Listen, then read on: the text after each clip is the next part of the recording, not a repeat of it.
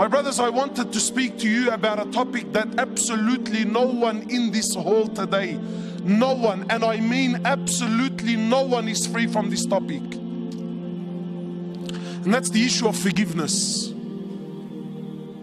Either you've been hurt or someone has hurt you before.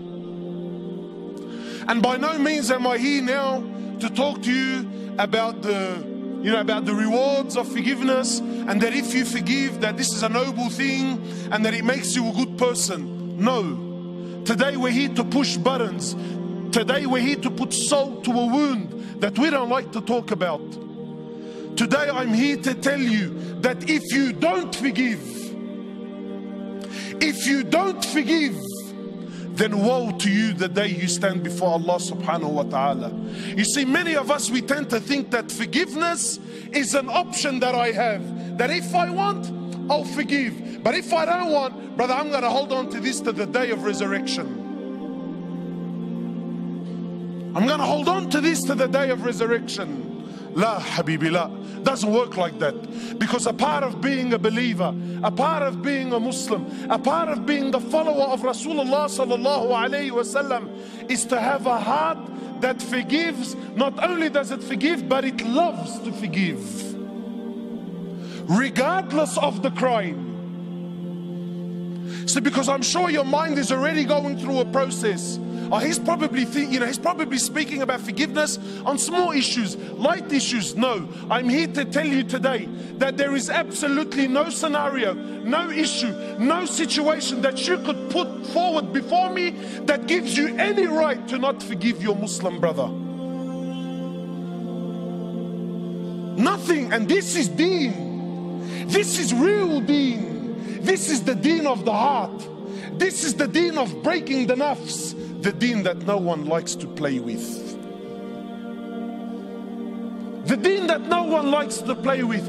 Our beloved Prophet Muhammad sallallahu alayhi wasallam. And let me make things clear. By no means am I saying you need to forgive because the person that you're forgiving is worthy of your forgiveness. That's irrelevant here today. I'm here to tell you that you have to forgive, because you forgiving one another has nothing to do with the individual, though there is benefit, but has everything to do with you and Allah subhanahu wa ta'ala. The Prophet of Allah says sallallahu alayhi wasallam, forgive one another, have rahmah amongst one another. Why? Why? Because they're Muslims? Why? Because they're deserving of it? He says have mercy, show compassion towards one another. Why, O Prophet of Allah? He says, so the one in the heavens may show mercy and compassion towards us, towards you. Forgive. Today, let's hashtag today's khutbah as let it go. Let it go, my brother. Let it go, my sister. No matter what is happening in your life, no matter how dramatic Shaitan has painted your scenario or your situation, it's only from Shaitan, and the key to everything is to just let it go, man. Let it go. Why? Because that's the sunnah of your Habib sallallahu alayhi wasallam. He says, show compassion to one another. Why? So the one in the heavens can show compassion and mercy and forgiveness towards us. Today we live in a world where it's praised.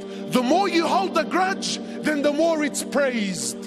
And common terms, forgive me, I know some people tell me, brother, it's Friday khutbah and it's inappropriate to use this sort of language. Brother, we're here to deliver a message. I'm not here to speak appropriately and no one walks out understanding what the hell I'm on about. No, we're here to speak a language so that we understand. Today we live in a culture where what?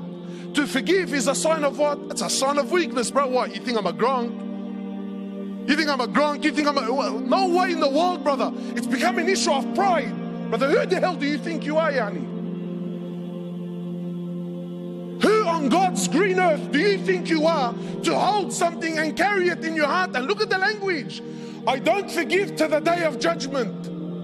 Wow, man. Really? Really? What sunnah is this? What deen is this? Because it's most definitely not from Islam, and it's most certainly not the sunnah of Muhammad sallallahu alayhi wasallam. To hold on to grudges. For what? For what? Wallahi, my brothers, examples. I don't have time, but examples. And I'm sure every one of you knows the scenario. Wallahi, blood brothers.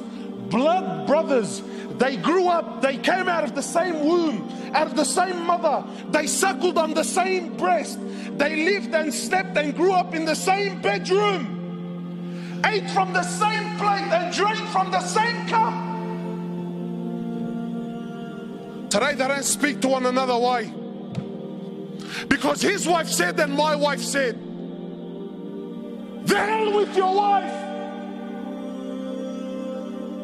How does it possibly sit in any sane mind that my brother, the one who I grew up with, I allow a woman to get in between me and him?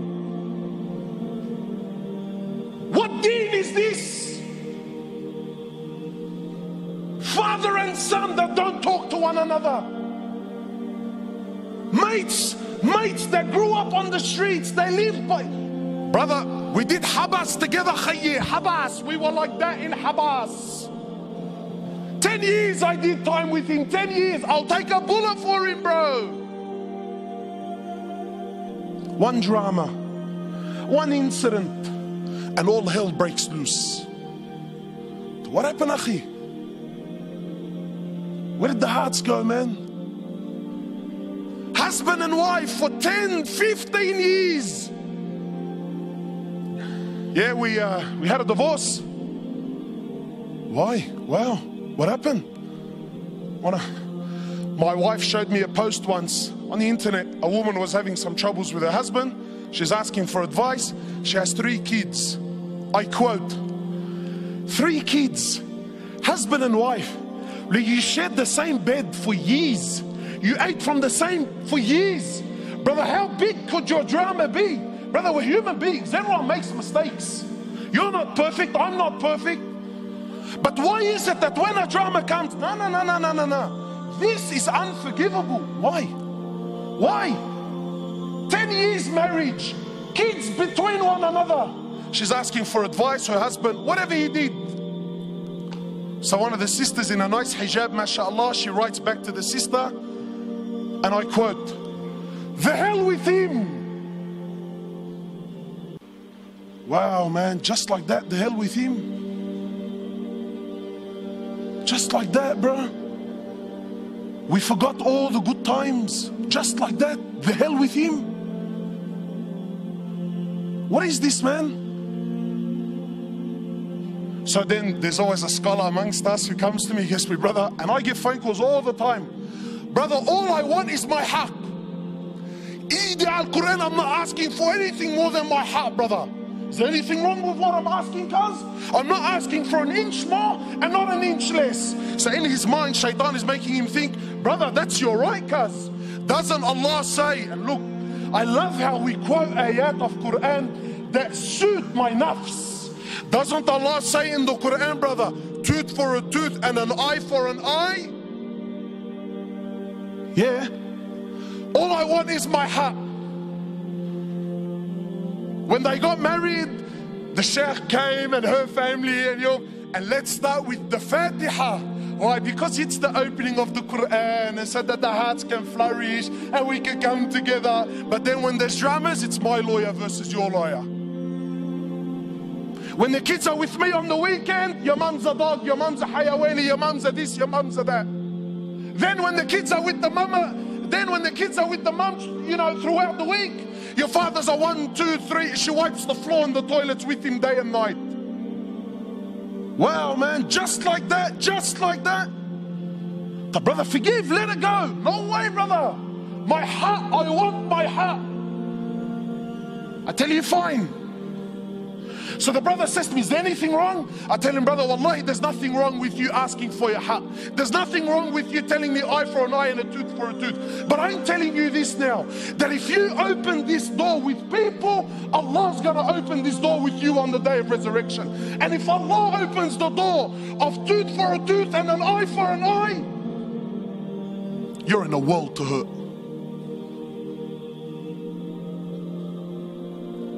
Every single one of us has troubles in his life.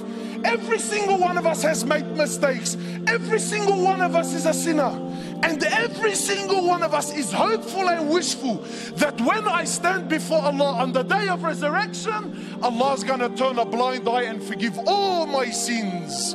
Yet you can't even forgive the person you grew up with for years of your life for one issue.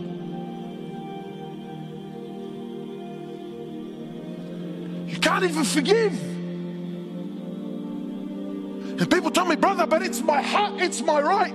Let me tell you bluntly, brother, there is no haq in this world. The only haq you will ever have is when you stand before Allah in front of the real judge in the real court. Then and only then will you ever really get your haq. This world will never, ever, ever do you justice.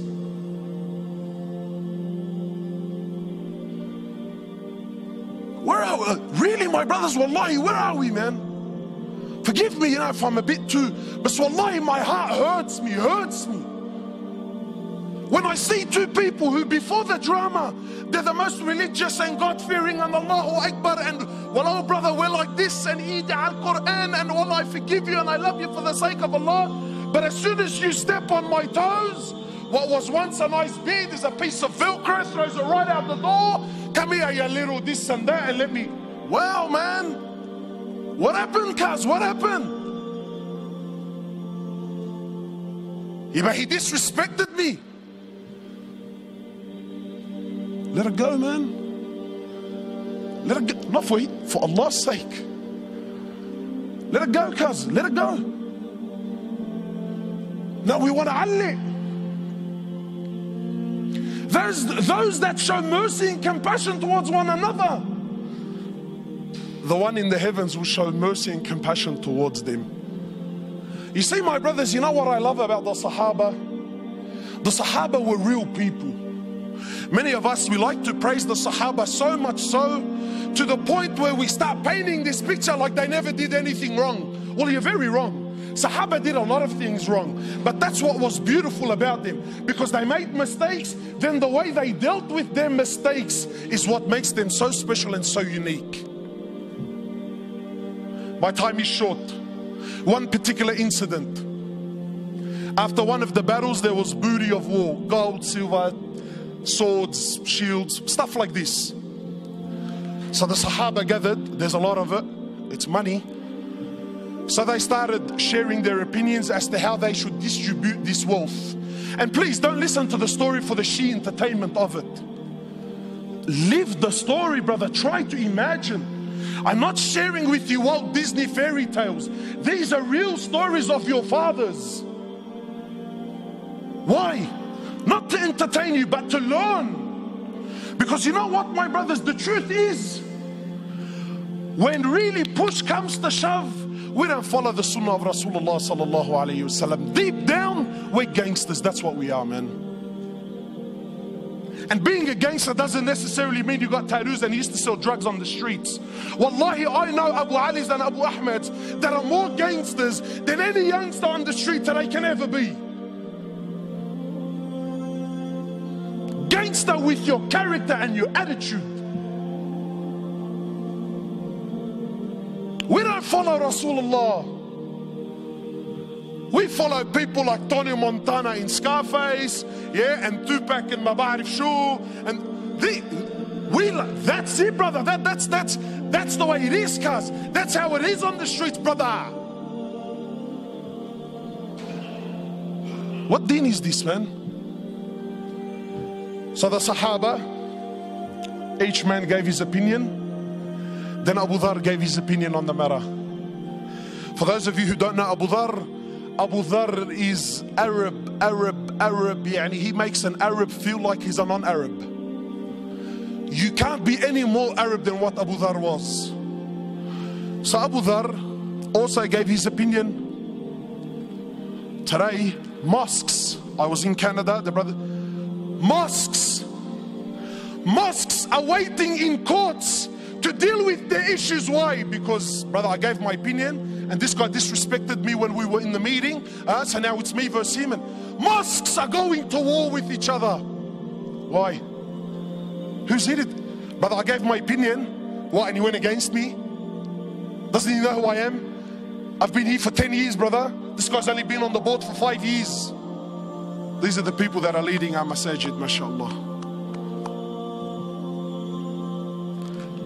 So Abu Dhar gave his opinion.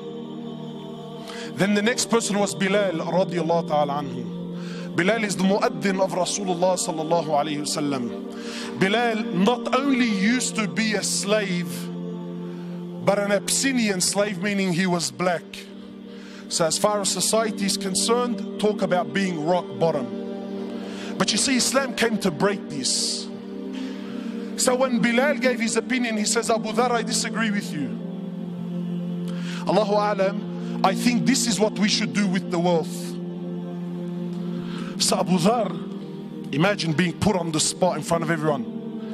He says, even you, ya Bilal, even you son of a black woman, even you're going to disagree with me today. These are big words. So Bilal, rightfully so, got very upset. He picked himself up and went to the Prophet of Allah. Now I want to pause here for a minute, because I want to prove my point that we don't follow the sunnah of Rasulullah sallallahu alaihi wasallam. We follow the sunnah of who? Sheikh Tony Montana, mashallah, and Maulana Tupac. When we hear the story of the Sahaba, we exclude our life and our societies, well, because it's different times. My brothers, I want to ask you sincerely, and I want you to answer sincerely. This act that Bilal did by picking himself up and going to the Prophet of Allah to complain, what is this act called in this day and age that we live in today?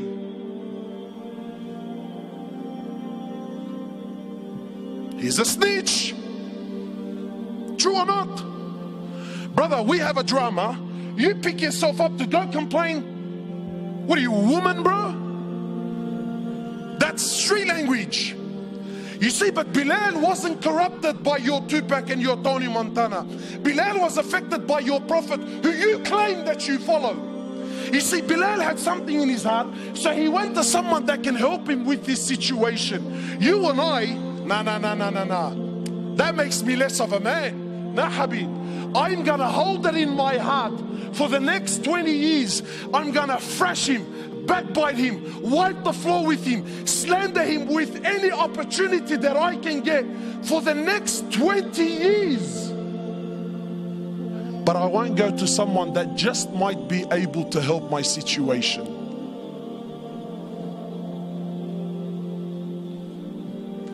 So Bilal goes, he tells the Prophet of Allah. The Prophet of Allah became furious.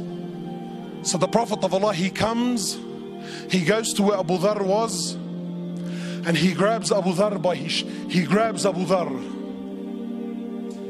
Talk about bridging up. This right now was bridging up. And he grabs Abu Dhar and shakes him and says, Abu Dhar, you are a man that still has jahiliyyah in his heart.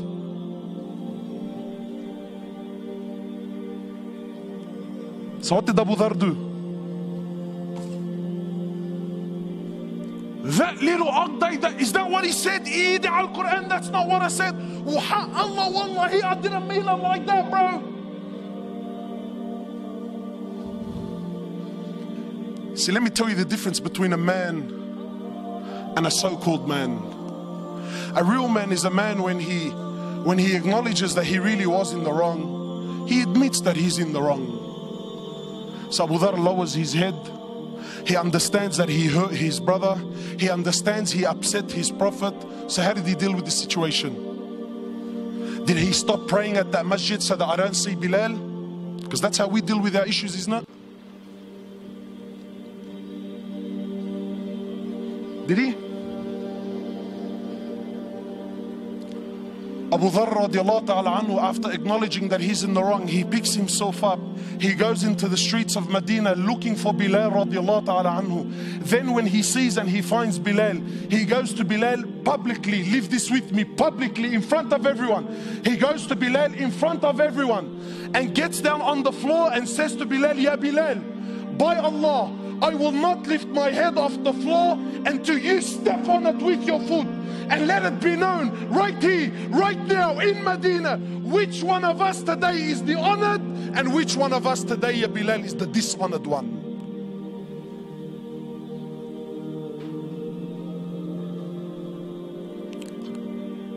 Come on, man. How come I haven't heard this story before, bro?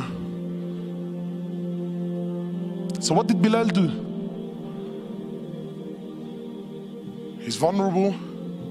He's on the floor. He acknowledged, I told you, bro. I told you I was in the right. What did he do? Wallahi, an opportunity that most of us would love to have with those that hurt us. You see, real forgiveness is to forgive from your heart sincerely, whether you can do something about it or you can't. You see, there are many of us who have issues and dramas with other people, and we paint on the outside that, nah, brother, wallahi, man, I forgive him for the sake of Allah. You little kazzab, you little spinner. The only reason that you claim that you forgive him is not because you really forgive him. The truth is you can't do anything to this guy anyway. So really, by default, by the fact that I physically can't do anything, I disguise my weakness with what? Nah, wallahi, bro, I forgive him for the sake of Allah. But deep down in your heart, deep down in your heart, if you got the news that a bus hit him, ya bayya, your heart will start to do the dabki, bro.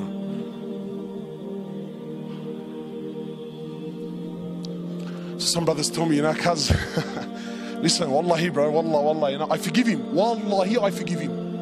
But I don't forget, cuz. Wow, mashallah, really? You forgive, but you don't forget? Well, I got news for you, bro. If you forgive but don't forget, you didn't forgive to begin with. You see, this topic's not as juicy as what you first thought, eh? Why? Because it's hard on the nafs. Because this is real deen. This is real deen. So what did Bilal do? Bilal gets down on his hands and knees. He kisses Abu Dhar on the forehead. He says, Abu Dhar, are you serious? I forgive you for the sake of Allah. Done, finished, dusted, never to be spoken about again. Not drag it on for 10, 15 years. Not forget the fact that hours before this, they were both on the same battlefield, fighting for the same Lord. See, we don't have this in our societies anymore, man. Why? Because today weakness is seen as what? Forgiveness is seen as what? But that's weakness, brother. La Habib.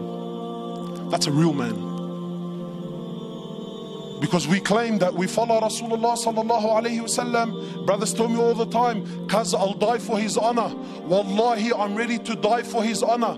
I say, well, mashallah, may Allah subhanahu wa ta'ala reward you for such a noble intention. But brother, wallahi, I don't need you to die for his honor. I need you to live for his honor. I want you to live like him sallallahu alayhi wasallam. Your beloved prophet. And of course, you see, this is the side of Rasulullah that we don't want to talk about. Wallahi, my brothers, I take an oath by Allah. Forgive me if these words are a bit harsh.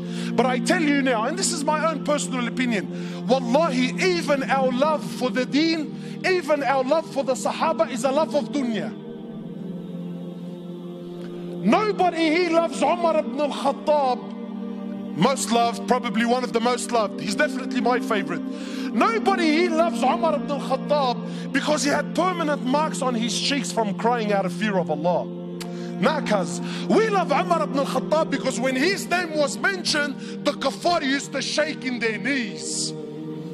No one loves Umar ibn al-Khattab because he had permanent marks on his shoulders. Why? Because he was servicing the community in the late hours of the night when everyone was asleep and wasn't watching. You don't love Umar for that. You love Umar because he was a man, brother. When he rocked up, cause everyone buckled. The Prophet of Allah who we claim we love. Because I'm sure you're thinking in your mind, wallah brother, may Allah reward you. Very nice khutbah, very emotional, very touching. But cuz you don't understand, what this person did to me is unforgivable. And I repeat, there is absolutely no scenario. I don't care if he shot your mother, he shot your father, he raped your child. I don't care what scenario you could possibly throw at me. Forgiveness is the key. The Prophet of Allah for 13 years in Mecca, live this with me, 13 years in Mecca, prosecuted, harmed, sworn at, spat at, had dust thrown in his face. They killed his companions for what? For what? What crime did he do? What crime did he do? What? He looked at someone's sister? What? He didn't cough up his money at the end of the business transaction? What crime did he do? 13 years. They boycotted him and his family for 3 years. Sahaba said we were eating the leaves off the trees until our droppings became like the droppings of animals for 3 years. For what? What crime? They divorced his daughters. Sumayya radiallahu in front of the Prophet, publicly. I'm not telling you, Allah, you know what, that they started sending around a WhatsApp video about what. No. Publicly, live, in front of the Prophet and his companions, they grabbed Sumayya, a woman. They grabbed her publicly. They opened her legs in front of her husband and her son, and they rammed a spear into her private parts until they killed her. They exiled him from his land, Mecca. Exiled him for 18 months in Medina. 18 months he was crying. Why? Because he was missing the Kaaba so much. They stabbed his pregnant daughter. As a result, she lost her child. 8 or 6, a few months later, she ended up dying in Medina. He buried every one of his children while he was alive, except for Fatima. In Uhud, you know, it's one thing to go to war and kill. That's fine, you killed the man. In Uhud, they massacred the dead. His uncle Hamza, they cut his nose off, they cut his ears off, they ripped his liver out. Hind took a bite from his liver and spat it on the floor.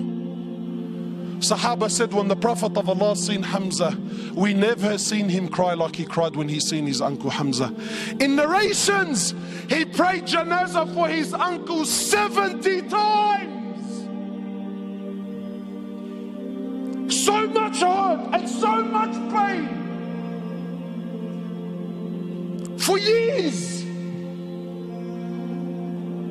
And then when Fatah Makkah came, and now he comes back victorious with an army of 10,000 companions, an army the which Arabia never seen in their lives. Men who at the drop of a word were happy to give their lives just to see him smile. He enters into the Haram of Mecca, 10,000 soldiers surrounding, and those people that harmed him for years and years and years. Not Muslims. And I'm asking you to forgive your Muslim brother. God forbid I should ask you to forgive kafar. I'll be labeled on the payroll, scholar for $1. Wallahi, you mop the floor with me. So I'm not even going to dare to go down that road. God forbid we should follow the sunnah of Rasulullah sallallahu alaihi wasallam. No way, brother. He enters into the Haram, 10,000 soldiers surrounding the Haram. Those people that harmed him for years and years. Where are they going to go now, bro? Talk about the tables turning, huh? So he looks at them. He says to them, and what do you think I will do with you today? What do you think I will do today?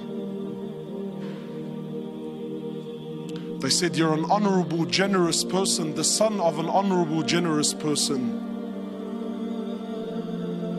The Prophet of Allah turns around and says to the kuffar, اذهبوا فأنتم الطلقاء. Go, every single one of you are free, I forgive you.